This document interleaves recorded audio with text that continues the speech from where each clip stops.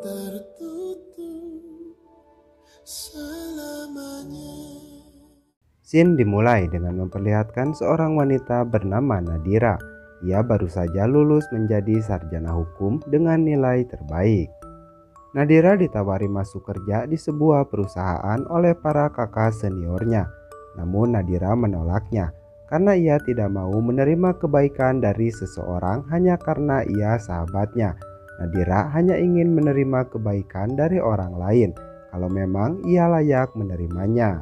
Scene lalu menceritakan beberapa tahun sebelumnya. Nadira masih seperti biasa, selalu ditemani oleh pria yang bernama Dikta, pria yang sudah dia anggap sebagai kakak dari sejak kecil.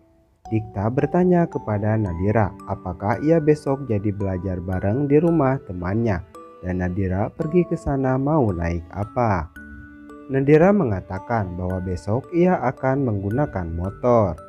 Dikta tertawa mendengarnya dan berkata bahwa Nadira parkir di rumahnya saja sudah menabrak mobil Dikta, dan sekarang dia sok-sokan mau membawa motor di jalan raya. Dikta lalu berkata bahwa besok dia yang akan mengantarkan Nadira ke sekolah, dan pulangnya Dikta juga yang akan menjemputnya. Begitupun saat belajar bersama di rumah temannya, dan Nadira pun sangat kesal mendengar pernyataan Dikta ini. Pagi harinya Dikta menelepon Nadira. Ia memberitahu Nadira bahwa ia tidak bisa mengantar Nadira karena sedang tidak enak badan. Dikta berpesan kepada Nadira agar tidak membawa motor sendiri dan menyarankan Nadira untuk naik ojol saja. Namun Nadira tidak mendengarkan ucapan Dikta.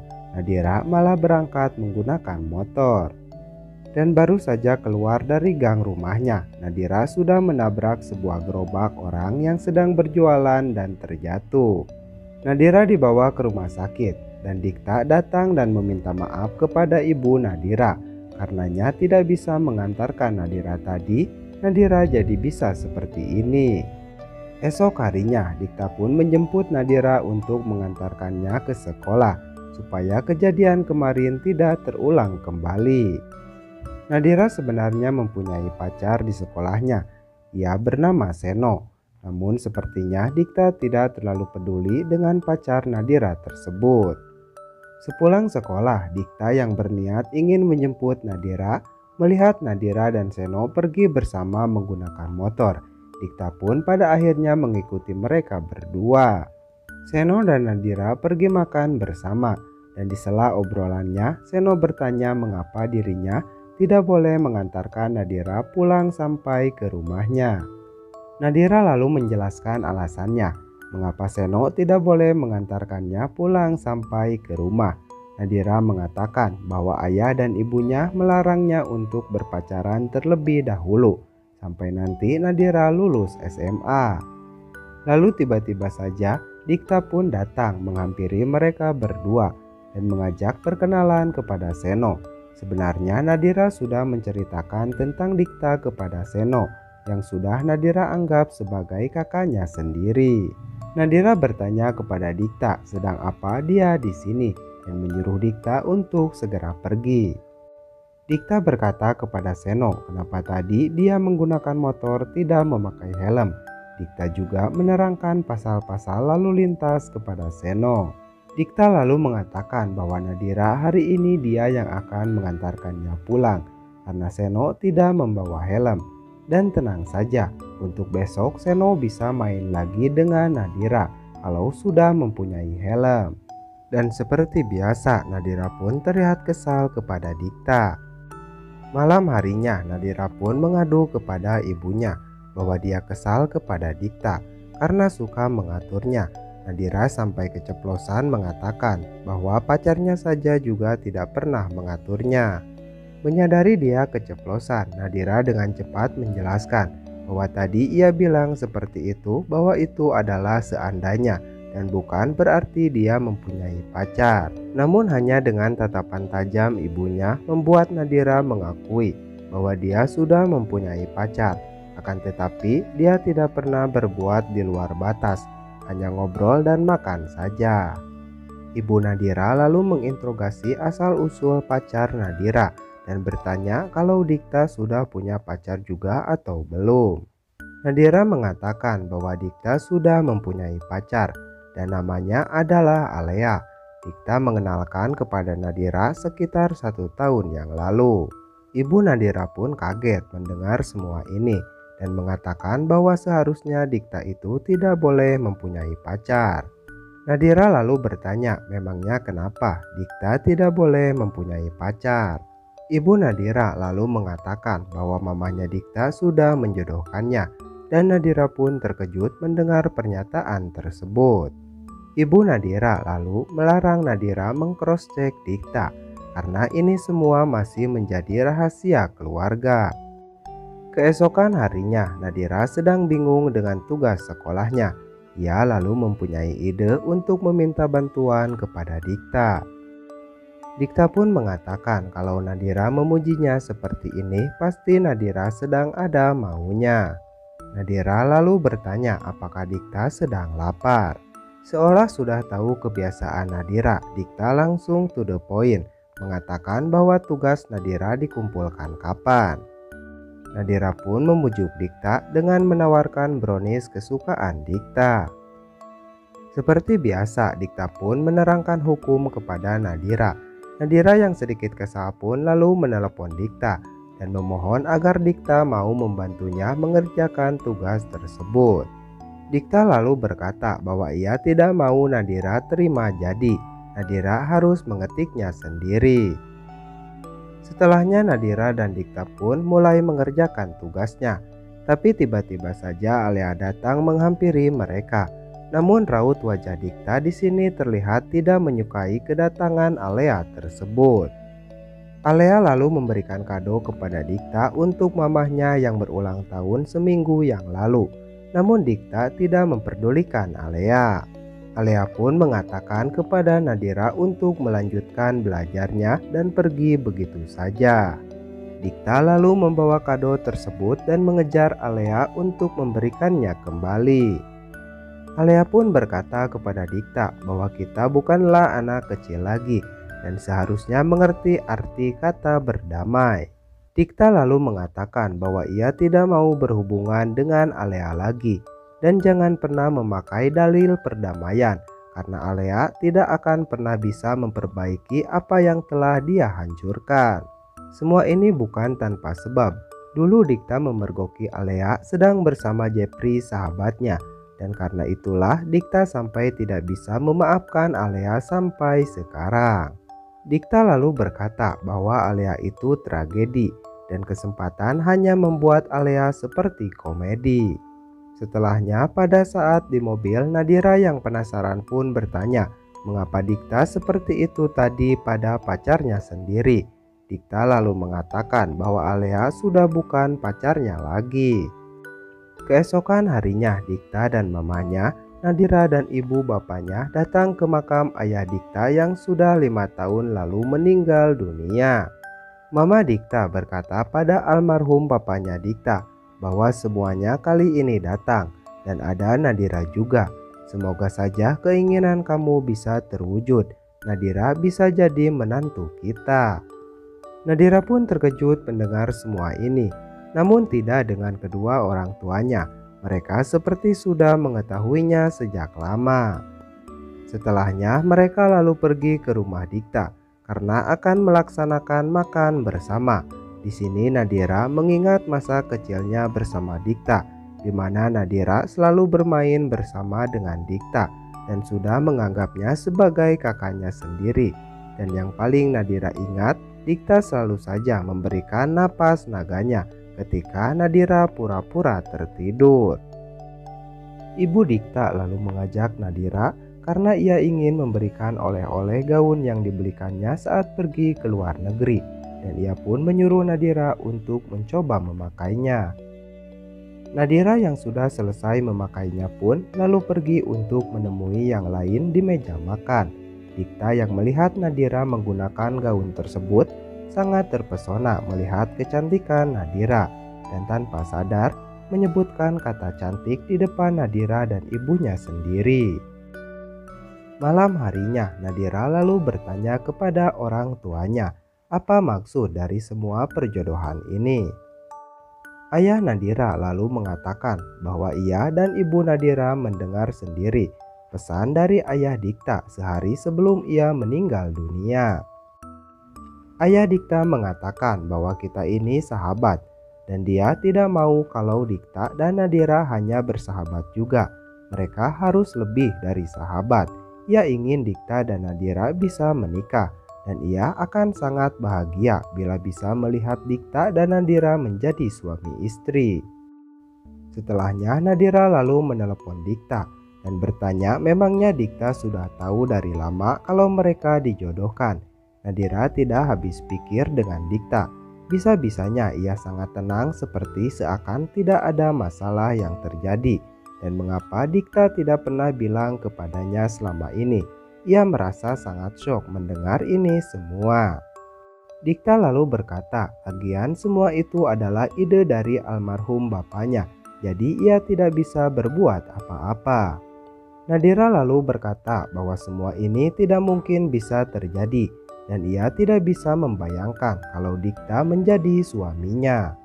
Dikta lalu menyuruh Nadira untuk tidak memikirkan hal tersebut karena ia juga tidak mau dijodohkan dengan Nadira. Dikta mengatakan bahwa Nadira bukanlah tipe wanitanya. Nadira juga mengatakan hal yang sama kepada Dikta bahwa Dikta juga bukanlah tipe prianya. Dikta lalu mengatakan bahwa jadi adik saja Nadira sudah menyusahkannya, apalagi kalau harus menjadi istrinya. Pagi harinya ibu Nadira membangunkan Nadira untuk berangkat ke sekolah. Nadira pun menyuruh ibunya untuk masuk ke kamarnya. Nadira mengatakan kepada ibunya bahwa ia tidak bisa tidur sampai jam 3 pagi. Ibu Nadira lalu berkata bahwa soal perjodohan itu tidak usah terlalu dipikirkan. Nadira boleh stres kalau ayah dan ibu memaksanya, sedangkan ini ayah dan ibu tidak memaksa Nadira. Nadira lalu berkata bahwa selama ini ayah dan bunda selalu melarangnya untuk berpacaran. Terus bunda juga pernah bertanya soal pacar Kak Dikta. Apa jangan-jangan sebenarnya bunda berharap Nadira jadian dengan Dikta. Ibunya lalu berkata kalau sampai jadi ya alhamdulillah. Lalu ia mengatakan bahwa Nadira berkata seperti ini karena sekarang Nadira sudah terlanjur mempunyai pacar. Nadira mengatakan kalau soal itu beda cerita. Kemudian ia pun memeluk ibunya dan ibunya pun menyambutnya dan menenangkan Nadira. Mengetahui Nadira tidak masuk sekolah, teman Nadira yang bernama Renjana datang ke rumah Nadira. Nadira pun menceritakan semuanya kepada Renjana. Dan pada saat Nadira sedang mengambilkan makanan untuk Renjana, Renjana mendapatkan telepon dari Rina yang merupakan temannya di sekolah. Renjana keceplosan menceritakan kepada Rina bahwa sekarang ia sedang menengok Nadira dan dia tidak masuk sekolah karena syok telah dijodohkan oleh ibu dan ayahnya. Rina pun lalu menyebarkan kabar tersebut ke dalam WhatsApp grupnya. Sementara Nadira yang sudah kembali berkata kepada Renjana bahwa semua yang tadi ia ceritakan harus jadi rahasia berdua dan jangan bicarakan dengan siapa-siapa lagi. Nadira menegaskan bahwa pokoknya tidak boleh ada yang tahu, terutama Seno. Renjana yang terlanjur menceritakan kepada Rina pun terlihat merasa bersalah dan tidak mengatakan kepada Nadira bahwa sebenarnya dia sudah bercerita kepada Rina. Sementara di tempat lain, kabar tersebut pun dengan cepat menyebar di sekolah Nadira. Malam harinya, Dikta berkata kepada mamahnya bahwa ia takut tidak sempat membahagiakannya. Dan mamanya pun berkata bahwa Dikta tidak boleh berkata seperti itu. Karena adanya Dikta saja, dia sudah sangat bahagia. Jadi Dikta tidak usah berpikir seperti itu lagi. Setelahnya Dikta lalu menelepon Nadira. Dikta mengatakan bagaimana kalau rencana perjodohannya kita turutin saja. Nadira pun kaget dan berkata mengapa Dikta tiba-tiba saja menyerah. Karena sebelumnya mereka sudah sepakat untuk sama-sama menolaknya. Dikta mengatakan bahwa ada kepentingan lain yang harus dia bela. Nadira pun bertanya maksud perkataan Dikta tersebut. Dikta berkata bahwa dia sulit menjelaskannya sekarang dan menyuruh Nadira untuk melupakan perkataannya tadi. Esok harinya di sekolah, Seno bertanya kepada Nadira, apakah benar Nadira mau menikah. Nadira pun terkejut dan berkata bahwa Seno mendengar berita ngaco ini dari mana. Lalu setelahnya Nadira mengatakan bahwa yang benar bukan mau menikah, akan tetapi dijodohkan oleh orang tuanya. Nadira lalu berkata agar Seno tetap tenang, karena Nadira dan calonnya sudah sepakat untuk sama-sama menentang perjodohan ini. Seno lalu bertanya apakah Nadira dijodohkan dengan Dikta. Nadira pun mengiyakannya, tapi setelahnya ia meyakinkan Seno bahwa hanya Senolah satu-satunya yang ada di hati Nadira. Setelah itu Nadira menghampiri Renjana dan menanyakan bahwa Renjana bilang kepada siapa sampai Seno tahu kalau dia mau dijodohkan. Renjana lalu mengaku bahwa kemarin Nadira telat bilang kepadanya untuk tidak bilang kepada siapa-siapa, padahal dia sudah mengatakannya kepada Rina. Mendengar hal tersebut, Nadira yang kesal pun lalu pergi meninggalkan Renjana. Sepulang sekolah, Seno memberikan kejutan kepada Nadira. Seno membelikan helm untuk Nadira agar tidak dimarahi Dikta lagi. Seno pun akhirnya mengajak Nadira untuk mendatangi suatu tempat.